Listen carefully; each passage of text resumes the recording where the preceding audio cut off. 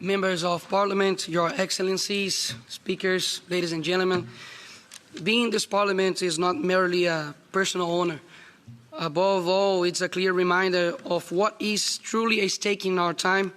Parliament exists because throughout history, free societies have understood a fundamental truth. Power must be overseen, confronted, and permanently questioned. And this is only possible where there is freedom, especially freedom of speech. Freedom is not a concession granted by the state. It does not arise from resolutions or administrative permissions.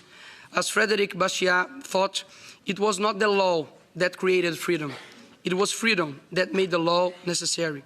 When this order is reversed, rights cease to be recognized as rights and begin to be treated as favors. And when rights become favors, democracy has already begun to erode. Among all freedoms, freedom of speech is the one that sustains the others. George Washington warned that when it's taken from us, we are led in silence, like sheep to the slaughter. He was not speaking of a sudden coup, but of a slow, almost invisible process in which fear replaces courage and conformity takes the place of debate. It is within this context that Parliament fulfills a central role. It exists to oversee the government, to challenge power, and to represent the plurality of society. Therefore, the freedom of parliamentarians to speak, question, criticize, and denounce must be full and unhindered. When a parliamentarian is silenced, it is not merely an individual who loses a voice. It is the citizen he or she represents. In Brazil, I have experienced this reality firsthand. I was elected federal deputy in 2022 as the most voted candidate in the country. And it's important to explain this to the international audience. In Brazil, electoral campaigns can consume millions in public funds. Mine did not. It was financed by private donations at an average cost of approximately €1 per vote. The internet, as a free space for the exchange of ideas, was decisive in this process. There, ordinary citizens were able to debate politics without official filters, without state mediation, and without prior authorization. And it was precisely for this reason that the reaction came. At the end of that election, my social media accounts were suspended after I requested that the Electoral Court investigated allegations related to the electronic voting system. I did not declare fraud. I did not incite violence. I merely requested an investigation. Even so, I was censored. It became clear that the issue was not the content, but the right to question. Later, as a sitting deputy, I was sued for fake news by the then Minister of Human Rights in President Lula's government after I denounced the government intention to implement unisex bathrooms in public spaces, including schools, something that was explicitly stated in a public resolution issued by a federal council. Shortly thereafter, the same minister was dismissed following allegations of harassment against another minister. The fact I denounced remained true. The lawsuit against me did as well.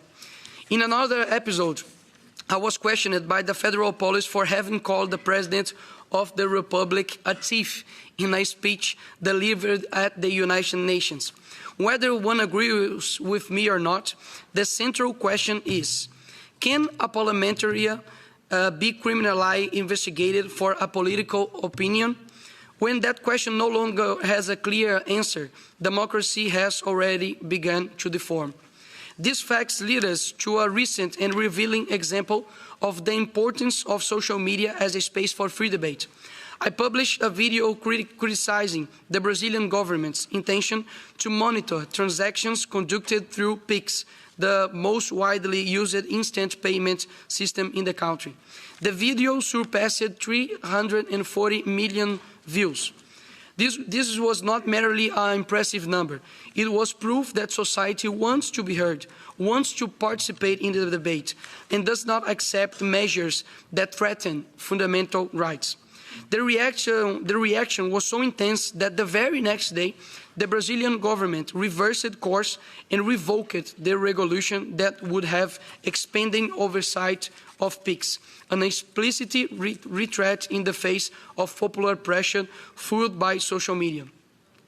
These episodes are not exceptions. They are part of a broader trend. They attempt to control public debate under the seductive discourse of so-called regulation. And there is an important point here. This process does not affect only parliamentarians.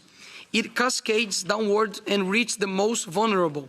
It affects students in schools and universities who learn earlier on that certain questions must be not asked. It affects teachers who begin to weigh every word out of fear of punishment. It affects pastors, fathers and mothers, ordinary citizens who feel constant pressure to remain silent, even in the face of absurdity. Because if those who enjoy parliamentary immunity are being persecuted, investigated and intimidated for their opinions, the message received by the ordinary citizens is simple and brutal. Stay silent or you will be the next.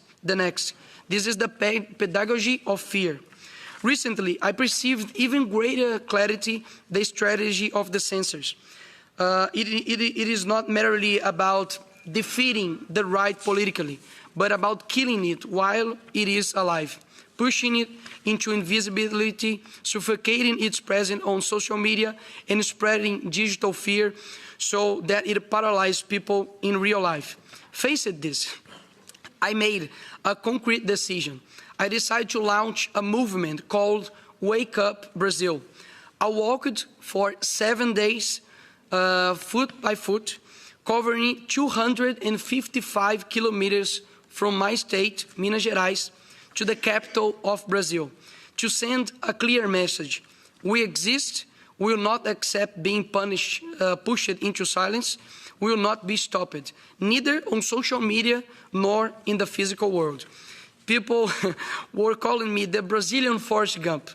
But it was the best experience of my life.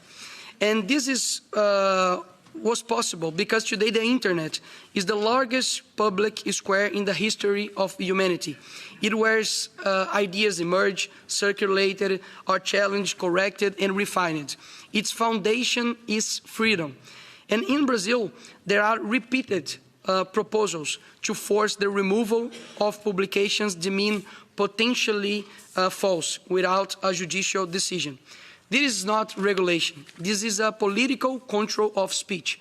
Whenever the state assumes the role of a prior arbiter of truth, debate dies before it even begins. Censorship rarely presents itself as tyranny.